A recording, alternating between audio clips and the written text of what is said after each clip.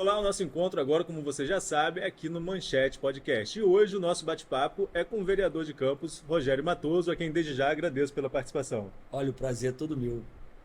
Rogério, vamos começar falando então sobre Câmara, um assunto recente. Vamos Votação lá. das contas da ex-prefeita Rosinha Garotinho. Você votou contra a aprovação, mas houve um movimento. O próprio Rodrigo Bacelar, em entrevista ontem, falou que ele articulou diretamente nessa questão para aprovar as contas da ex-prefeita. Como que você analisa esse cenário agora com a ex-prefeita, que teve as contas reprovadas lá atrás, e agora teve as contas aprovadas pelo Legislativo? Olha, ali né, a gente votou novamente a conta dela, né? Porque eu não estou nessa legislatura, né? A gente tem que entender o processo, as ferramentas democráticas, né? Essa conta foi votada na legislatura anterior do outro prefeito, né? Com os vereadores que estavam lá. Eles fizeram o julgamento conforme o período de tempo, a pressão, né? Tudo que eles estavam vivendo, porque a gente tem que ter uma base no passado, entender como que a nossa cidade chegou a esse momento.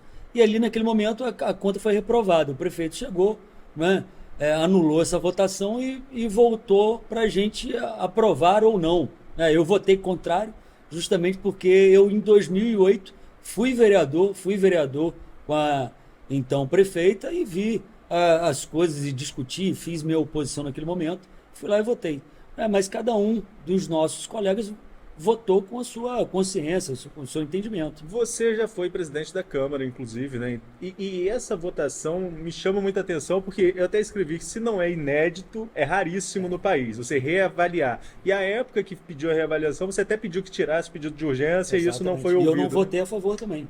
Não, você se absteve ou Eu votou me contra? absteve, eu me abstive naquele momento, porque estava uma discussão jurídica, né, por conta do processo, mas falei que não teria como, antes de discutir, de tirar de pauta, a gente fazer um entendimento ali, né, dessas questões, porque é a mesma coisa agora, a gente faz uma votação e aí o próximo prefeito que chega vai lá e anula uma votação legítima de representantes legítimos democraticamente, eleitos pelos votos, que estão ali com a responsabilidade de julgar a sua conta, aí é você se perpetuar no poder e ir mudando a Câmara até ter uma Câmara que vai aprovar a sua conta. Então, isso aí, para mim, não, Você já não viu isso em funciona. algum lugar? Não, não vi, nunca vi. Vamos falar um pouquinho sobre o governo Vladimir, Rogério. A gente está conversando hoje, segunda-feira. No fim de semana, o jornal Folha da Manhã, inclusive, divulgou uma pesquisa de opinião que coloca o governo muito bem avaliado e com uma possibilidade de reeleição do prefeito Vladimir. Enquanto vereador, você tem essa visão também na rua? Qual é a visão que você tem em relação ao governo Olha, e sobre olha, essa pesquisa? olha, Arnoldo, vamos lá. Né? A gente tem que fazer uma análise do governo que a gente tinha para o governo que a gente tem. E aí, fazendo do governo que a gente tinha, o orçamento era metade do que esse. Né? Hoje a gente tem um governador que é quase prefeito da nossa cidade. Ajudou a pagar salário de servidor, está aí fazendo convênios com essa questão de recuperação de estrada, tanto do centro quanto do interior.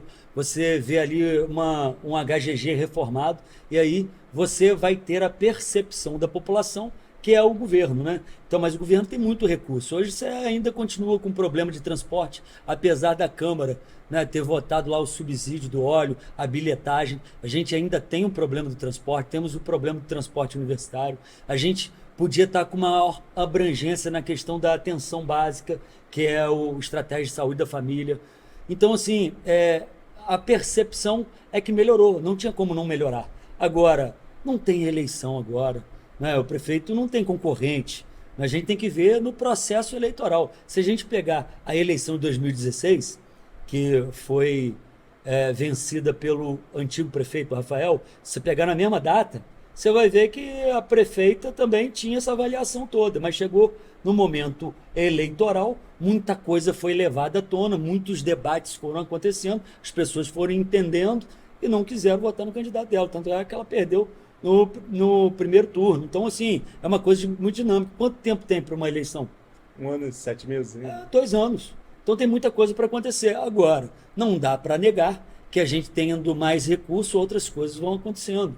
Né? Outras coisas vão acontecendo. O grupo político que está lá, ele politiza tudo. Né?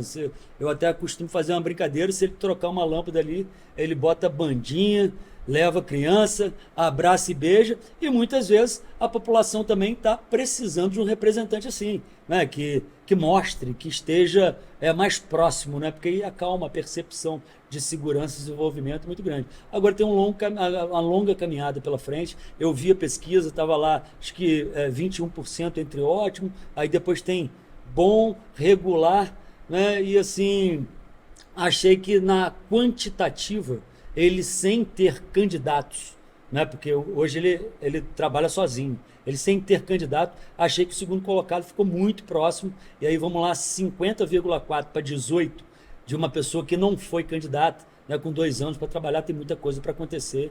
Eu não coloco essa discussão como fechada. Tem muita coisa, política é muito dinâmica. Você citou 2 pontos aí que, inclusive, o próprio Vladimir, quando esteve aqui com a gente no Manchete Podcast, citou também. O transporte, ele disse que ainda é algo no governo dele que ele não conseguiu colocar do jeito que ele gostaria e que eu perguntei o que era o maior orgulho e o maior desgosto dentro do governo. O desgosto era o transporte. Mas você também citou a saúde, que ele traz como orgulho. Esse paradoxo aí, você acha que a saúde hoje é um orgulho para Campos? Olha, saúde hoje tem muito recurso, nunca tivemos tanto recurso em saúde. E se você for analisar pela questão das unidades básicas de saúde, fechadas ainda até hoje, né, com a justificativa que elas foram fechadas por conta do Covid e não reabriram, né, elas deixam de prestar um grande serviço de atendimento à população, aonde, né, leva aos hospitais. Essa questão de hotelaria, que eu consigo entender, que muitas vezes o cara fala assim, não tem gente no corredor. Mas aí você faz a hotelaria do lado de dentro do hospital, arruma lá uns espaços para fazer. É bacana, dá uma sensação de segurança, é claro que a gente tem que entender isso. Mas a saúde tem muita coisa para melhorar. E aí eu falo outro ponto, a educação. A educação tem um colapso hoje na questão das matrículas das crianças. Tem um monte de criança com direito à educação, né, na faixa etária com direito à educação, que não consegue entrar nas escolas, nas nossas escolas municipais. Se entrar aí no meu Instagram, você vai ver um relato de 1, 2, 3 mães falando sobre isso. E aí vamos lá, a gente tem que pensar na educação, porque é uma pasta espraiada e é onde a gente dá para a nossa população oportunidades de futuro. E se a pessoa não entra, não consegue botar a sua criança, né, para estudar, né, ela perde inclusive seus momentos de trabalho para levar alimento para dentro de casa. E ainda vou além, né, as crianças que não estão matriculadas na rede podem perder programas sociais. E aí é uma bola de neve. Hoje, inclusive, tive uma reunião com algumas diretores de escolas particulares, justamente para a gente tentar entender esse momento pós-pandemia, evasão escolar, e como que dessa evasão das escolas particulares, muita gente está tentando vaga nas escolas públicas municipais e não estão conseguindo, colapsou. E aí é o momento da gente tentar buscar a rede privada para tentar buscar uma alternativa para que essas crianças do nosso município não fiquem sem estudar, sem ter a possibilidade do seu futuro. Com tanto recurso, com um Fundeb diferente, que agora o programa tem uma progressão, né, de percentual de recurso mandado para cá. Então, assim, a educação também vai muito mal. Vamos falar um pouquinho sobre a Câmara agora, Rogério. A Câmara passou por uma mudança de comando recentemente, né? Nós tivemos 2 anos da presidência do Fábio Ribeiro, agora começando a do Marquinhos Bacelar. Eu queria que você falasse um pouquinho das impressões dessa mudança, justamente no momento de pacificação política, o quanto isso ajuda ou atrapalha de alguma forma, porque às vezes eu estava conversando com outros vereadores e até falo assim, que nessa pacificação continua se batendo no que acha que tem que bater, mas tem gente que está tirando o pé um pouquinho também, né? Assim, eu acredito que Marquinhos Bacelar na presidência, né, vereador de oposição, que nós lutamos muito para fazer, a gente acaba mostrando o lado mais maduro desses atores políticos. Por quê? Por que eu falo isso?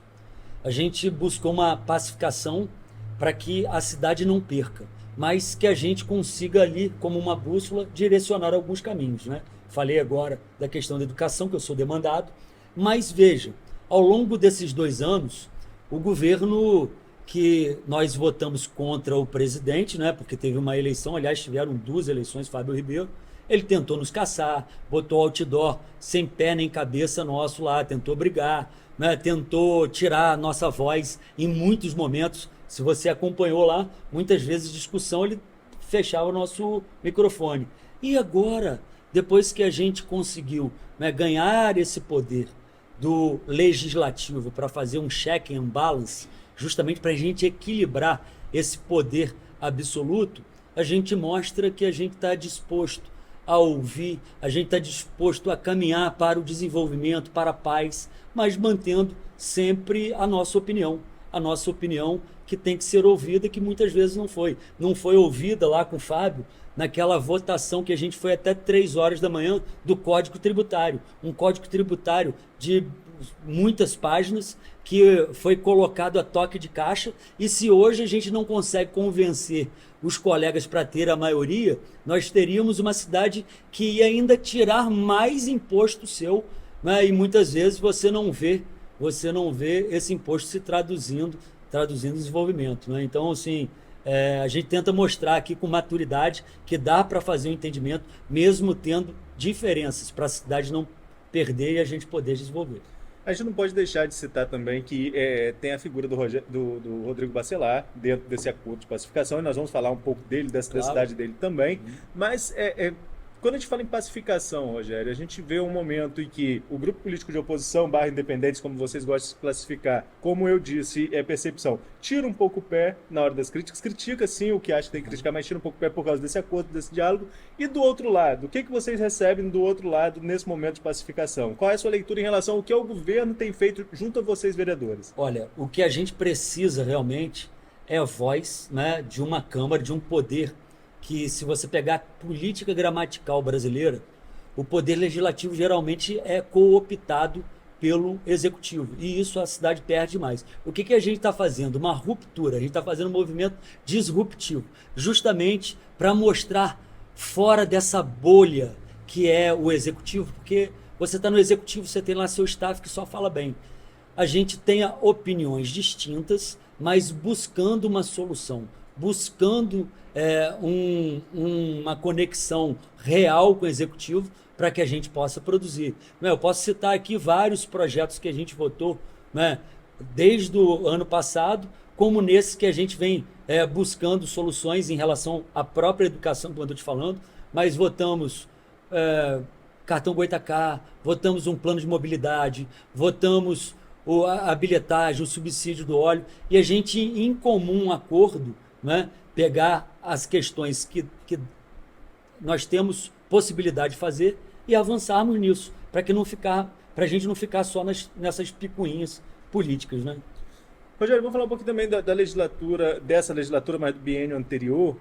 2 CPIs andaram na casa e não tiveram resultado. Elas encerraram sem um resultado, até porque, pelo menos do que eu acompanho da política de Campos, foi o período mais conturbado dentro da Câmara de Campos, né, com todos esses processos que alguns você até já citou aqui.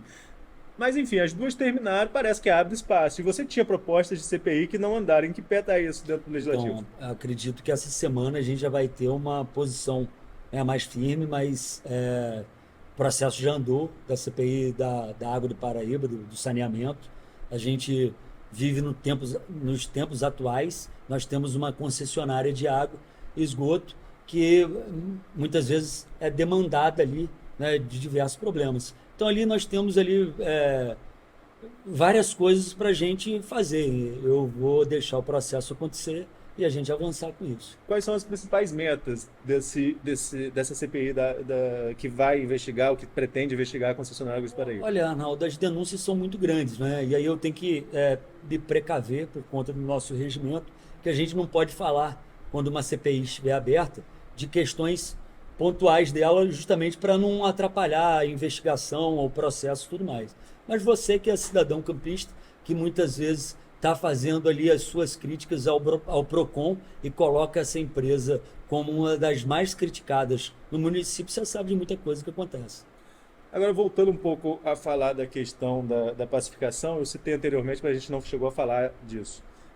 O Rodrigo Bacelar deu uma entrevista, falou inclusive que ele participou dessa articulação pró-aprovação das contas da Rosinha diretamente, tem colocado como uma maturidade política esse momento de pacificação, e está num ponto, eu até te entrevistei no dia da eleição da LERJ, está num ponto que realmente é um patamar bem mais alto, como presidente de poder dentro da estrutura de Estado.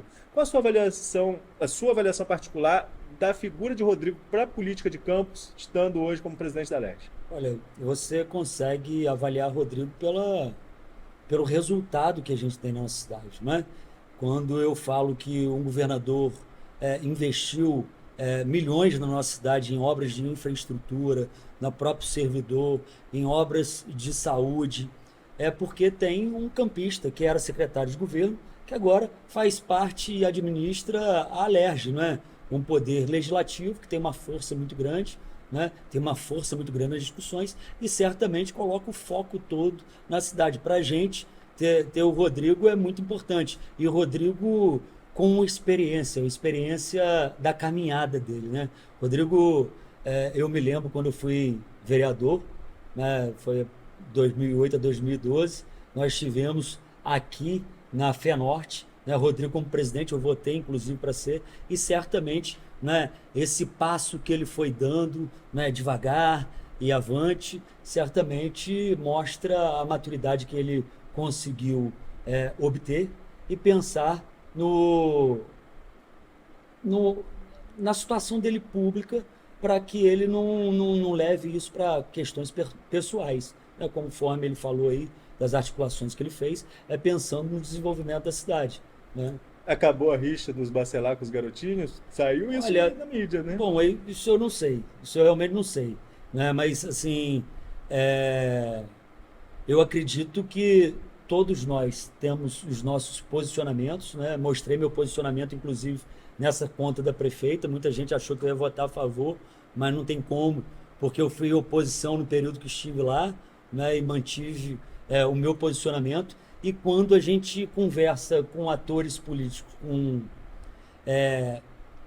maturidade, com equilíbrio, eles entendem até quando você faz a crítica, quando você faz o seu posicionamento, mesmo veemente, né? A gente tem que entender que hoje, aí, com a revolução da informação, todo mundo tem muita opinião e a gente tem que respeitar para que isso não vire rixa política, que a gente consiga se acertar dentro do debate, né? Dentro da bola.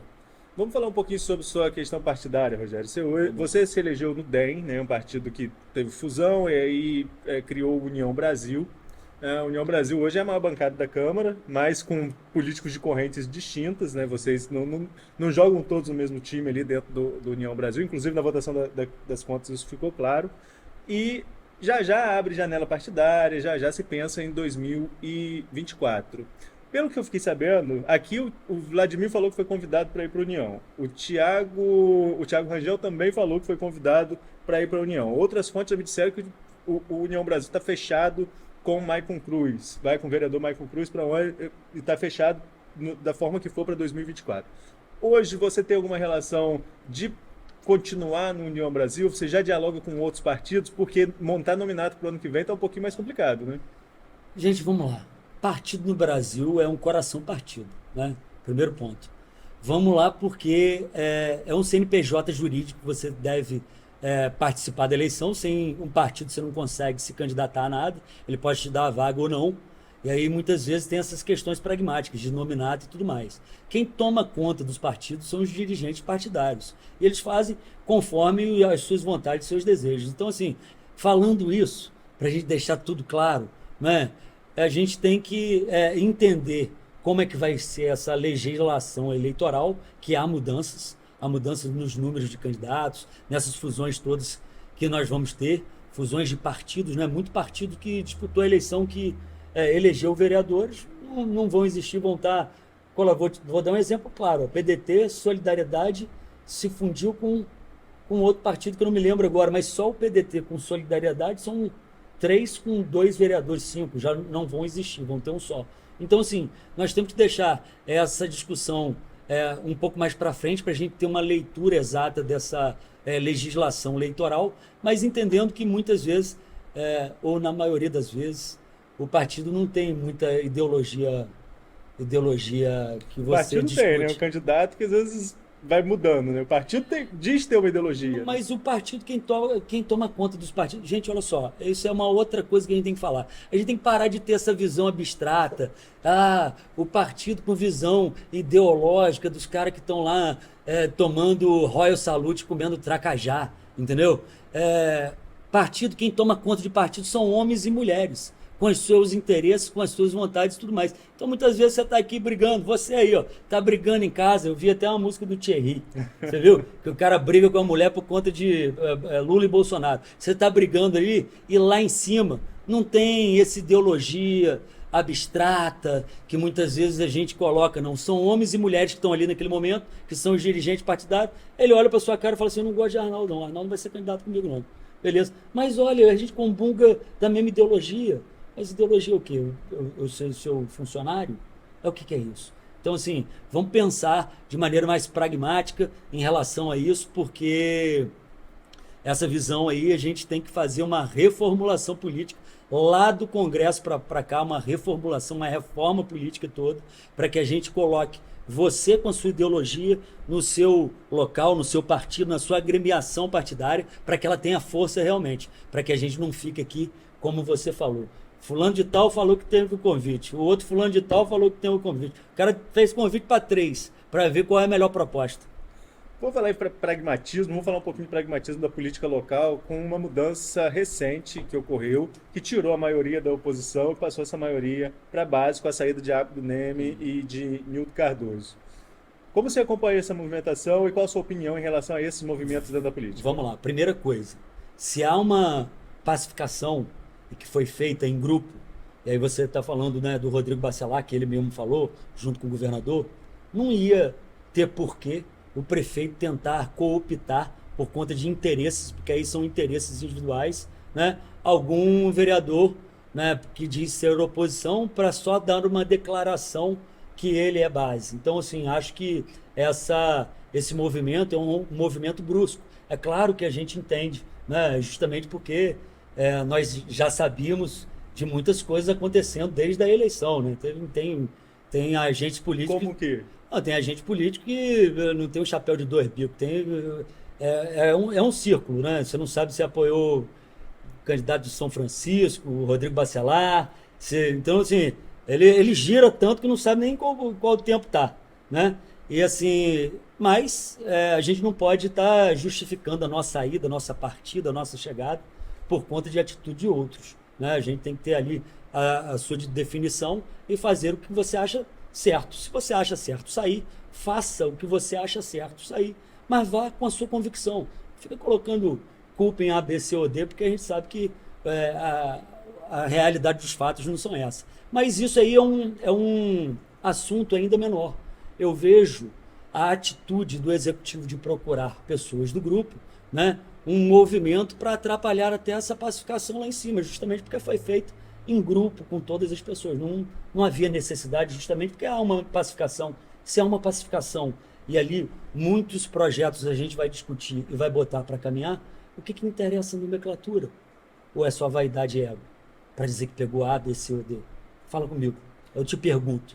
Você acha o quê? O que você acha? Hoje eu estou na posição de entrevistado, não de comentarista. Opa, então também é uma vada aí, gente. Não, mas é que eu queria só ouvir de você também em relação a esse mesmo assunto, né? Porque a gente ouve muito nos bastidores, aí falar agora como comentarista, a gente ouve muito nos bastidores de que outros políticos poderiam estar costeando, do grupo de oposição independente, poderiam estar costeando o Alambrado. Até mesmo por isso, alguns estão tomando posição muito firme na bancada, né? Veja, isso tem acontecendo? Arnaldo, é isso que eu estou te falando.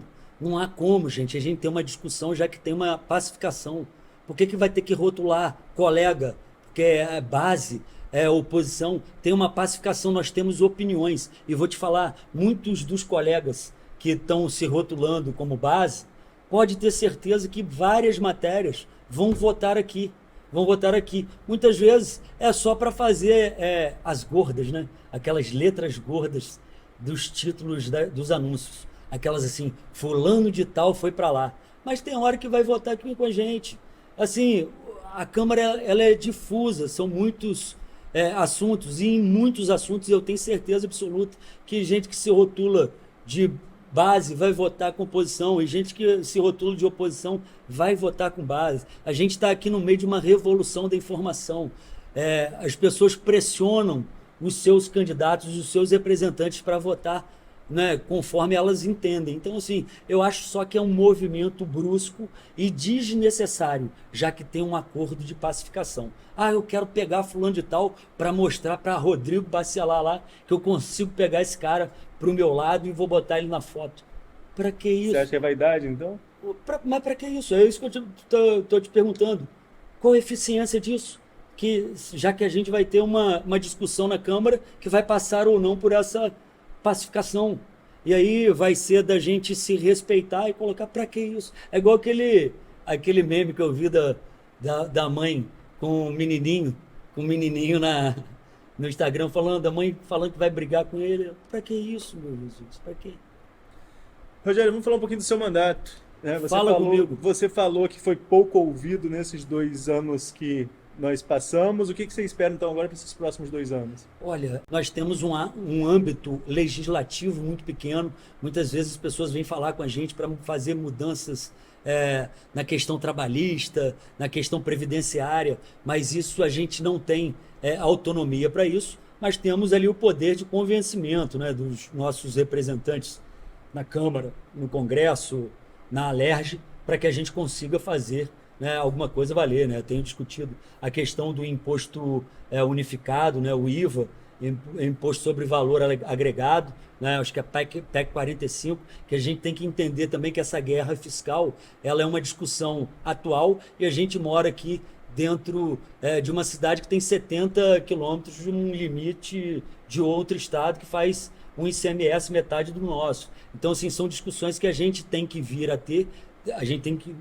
de maneira institucional, como casa, como Câmara, como representante. Porque aí, como representante, e a gente tendo um grande representante que é Marquinhos, a gente consegue ter mais influência nessas discussões e participar mais. Então, assim, de maneira coletiva, é claro que eu vou dar minhas opiniões, as minhas bandeiras, né? Eu tenho a bandeira do Estratégia de Saúde da Família, nós estamos fazendo uma página de empregabilidade, de qualificação, nós fizemos ali um curso de qualificação para o processo seletivo do Criança Feliz, hoje, inclusive, saiu o edital, mais de 15 pessoas já me mandaram mensagens dizendo que passaram no edital, mas a gente coloca essa bandeira de desburocratização das questões tributárias que a gente tem que discutir. Eu estou junto com a minha equipe lá discutindo justamente a maquininha de cartão Mastercard que você paga, né, que agora o STF tem um outro entendimento e esse serviço ele pode ser computado aqui para o nosso município. E aí isso gera recurso, gera divisa para a nossa conta pública, que muitas vezes